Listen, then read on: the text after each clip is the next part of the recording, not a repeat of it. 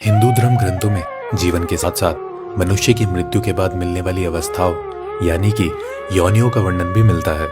ऐसा माना जाता है कि मनुष्य की मृत्यु के पश्चात उसके कर्म के हिसाब से ही उसे स्वर्ग या नरकलोक की प्राप्ति होती है।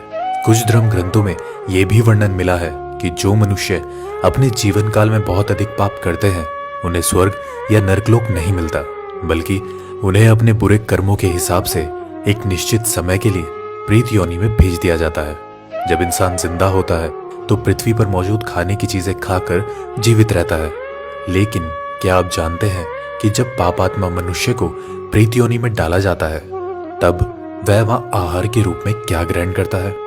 इस वीडियो में हम आपको प्रेत के आहार से जुड़ी एक पौराणिक कथा बताने जा रहे हैं, जिसका वर्णन स्कंद पुराण में नागरखंड पूर्वार्ध में मिलता है। स्कंद पुराण की एक कथा के अनुसार पूर्व काल में विदुरथ नाम से प्रसिद्ध एक हैयवंशी राजा हुआ करता था, जो बड़े बड़े यज्ञ कराने वाले दंपत्ति तथा प्रत्येक कार्य में दक्ष थे। एक समय राजा विदुरथ अपनी सेना के साथ हिंसक पशुओं से भरे हुए एक वन में शिकार खेलने के लिए गए।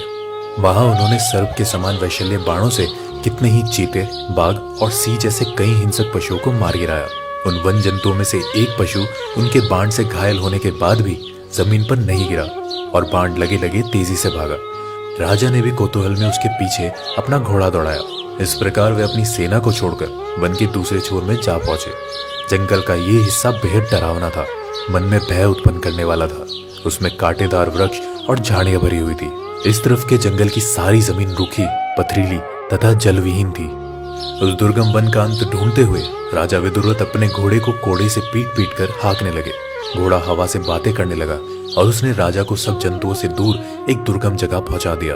अंत में घोड़ा भी जमीन पर गिर पड़ा। तदंतर भूख प्यास से व्याकुल राजा उस वन के भीतर पैदल ही चलने लगे और एक जगह लड़खड़ाकर गिर पड़े। इतने में ही उन्होंने आकाश में अत्यंत भयंकर दिखने वाले 3 जीव देखे। उन्हें देखकर राजा डर से थर्रा उठे। उन तीनों ने भी राजा को देख लिया था। अपना अंत निकट समझकर विदुरथ सहमी सी आवाज में बोले, तुम लोग कौन हो? मैं भूख प्यास से पीड़ित राजा विदुरथ हूँ।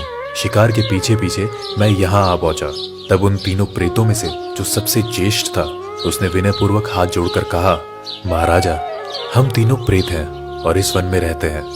अपने कर्म जनित दोषों से हम लोग ये प्रेत योनि का दुख उठा रहे हैं। मेरा नाम मासंद है, यह मेरा दूसरा साथी विदेवत है और तीसरा कृतघ्न है, जो हम सबसे बढ़कर पापात्मा है। राजा विदुरथ अचरज में पड़ गए। उन्होंने मासंद से पूछा, प्रेत क्या होता है?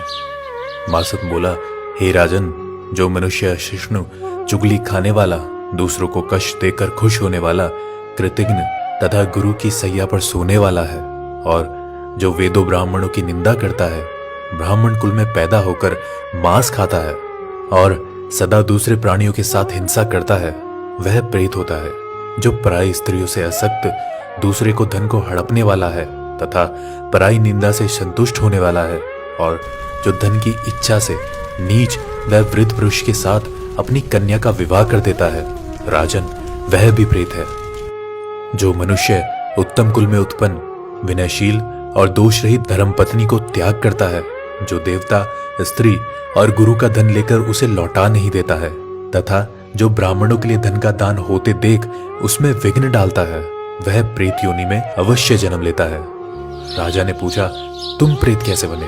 मासंद ने जवाब दिया, हे राजन, हमें अलग अलग कुकर्मों के लिए यहाँ एक साथ प्रेत योनि मिली है। ध्यान से सुनो।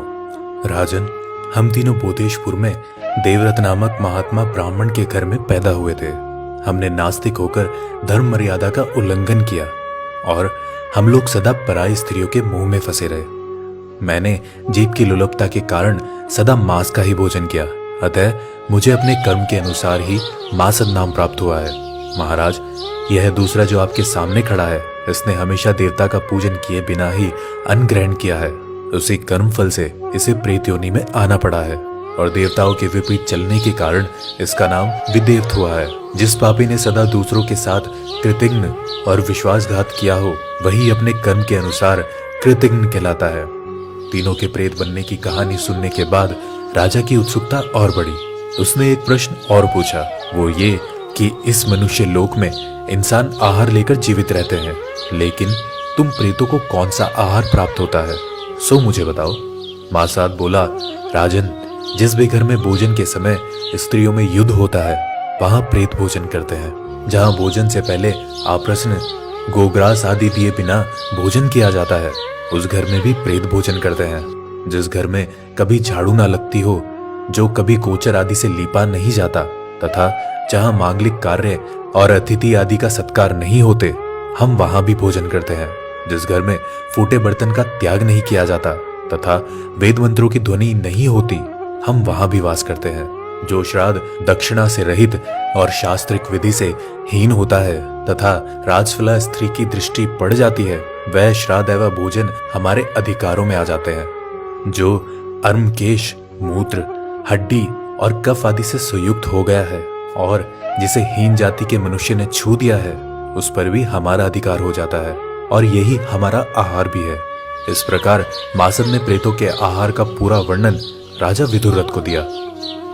तो दर्शकों, प्रेतों के आहार के बारे में जानकर आपको कैसा लगा, नीचे हमें कमेंट में जरूर बताएं। ऐसी और भी वीडियो आप चाहते हैं तो इसे ज्यादा से ज्यादा प्यार दें।